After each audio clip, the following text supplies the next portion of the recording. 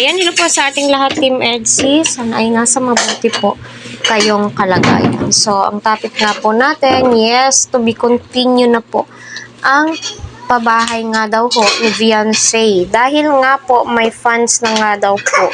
It means matutuloy na kasi nahinto nga po kasi nga po ubos na nga daw po yung funds para sa pabahay nito at for funding na nga daw po ika nga po ni Kalinga Prab. So 100% alam ko na si Beyonce ay nakakaunawa at especially ang mga magulang nito kasi kita nyo naman po napakaganda, pulidong pulido, concrete so lahat naman po ay ginagawa ng mga sponsors ni Beyonce. Kaya stop bashing about sa mga sponsors kasi sila po yung nakakaalam and syempre sila po yung may pera at sila po ang may gusto niyan.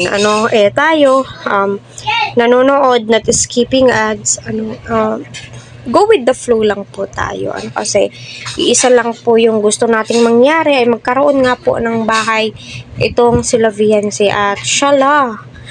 Ang ganda ng bahay ni Beyonce. My God, hindi po basta-basta. Kaya pinag-iinitan si Beyonce at ang kanyang sponsors kung bakit nga daw po ganyan ang bahay po nila. O, diba? Deserve po yan ni Beyonce. Sa totoo lang, sa mga nang babatikos dyan, kung ano po yung nakikita po natin, 100% na deserve ni Beyonce yung blessings na natatanggap niya. Kaya patuloy po natin suportahan si Kalinga Prab, Kuya Val at ang buong team. Please, wag po natin skip ang kanilang ads. Especially si Kalinga Edo, may live po siya. Yung kasama niya yung mga beneficiary. Kita naman po natin kung gaano kakulit, kung gaano ka-clingy.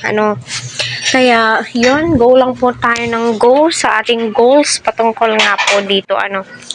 So, yes, assured na po yan, So, abang-abang po tayo sa susunod nga po na update patungkol dyan. So, malamang, hindi lang po ako, kayo rin ay 100% na excited na sa bahay nila Beyonce. So, mapapasana all na lamang po talaga tayo. Excited na din po ako na matapos at makita kung ano yung magiging outcome. Kasi nga po, ganyan pa lamang po, napakaganda na.